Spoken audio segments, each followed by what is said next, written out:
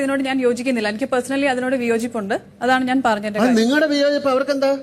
അവര് ജോലി ചെയ്ത് ജീവിക്കുന്നവരല്ലേ? നിങ്ങളുടെ ചെലവ് ജീവിക്കുന്ന ആളാണ്. അല്ലല്ല, ഞാൻ എന്റെ വീട്ടിൽ കയറ്റുമല്ലോ അവരെ വരുത്താൻ. ഇങ്ങനെ ഒരു ഡിസ്കഷൻ നമ്മൾ കുറച്ച് പേരിൽ വന്നപ്പോൾ ഞാൻ ചോദിച്ചിരുന്നു. ഞാൻ സംസാരിക്കാം മസ്താനിയോട്. അവിടെ ആരൊക്കെ ഉണ്ടെന്ന് അറിയുകയും അവരെങ്ങനെയാണ് ജീവിക്കുന്നത് അറിയുകയും മറ്റുള്ളവർക്ക് ആർക്കും ഒരു പ്രശ്നമല്ല, നിങ്ങൾക്ക് മാത്രം എന്താണ് ഇത്ര പ്രശ്നം?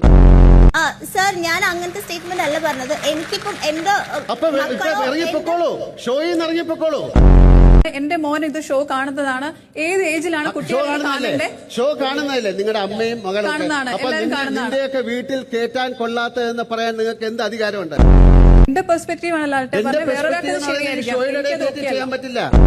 അവരുടെ വീട്ടിൽ നിന്ന് തന്നെ പറയുന്നുണ്ട് അവരായിട്ട് കൂട്ട് വേണ്ടെന്നുള്ളത്. നിങ്ങൾ കേട്ടോ? ഇതിനകത്ത് നിങ്ങൾ കേട്ടോ?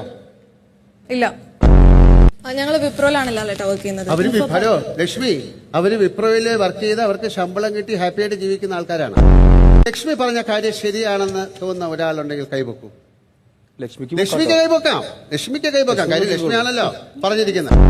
മസ്താനിക്ക് കൈവെക്കണോ? അല്ല, ഞാൻ ആ സ്റ്റേറ്റ്മെന്റിനോട് കൈ പൊക്കണോ?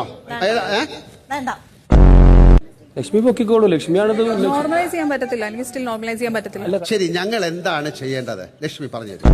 എനിക്ക് അക്സെപ്റ്റ് ചെയ്യാനല്ല ബുദ്ധിമുട്ട്, എനിക്കിത് നോർമലൈസ് ചെയ്യുന്നതിലാണ് ബുദ്ധിമുട്ട്. ലക്ഷ്മി, ഞാൻ കഴിഞ്ഞോട്ടെ, ഇത്രയും ബുദ്ധിമുട്ടിയിട്ട് എന്തിനാണ് അവിടെ നിൽക്കുന്നത്?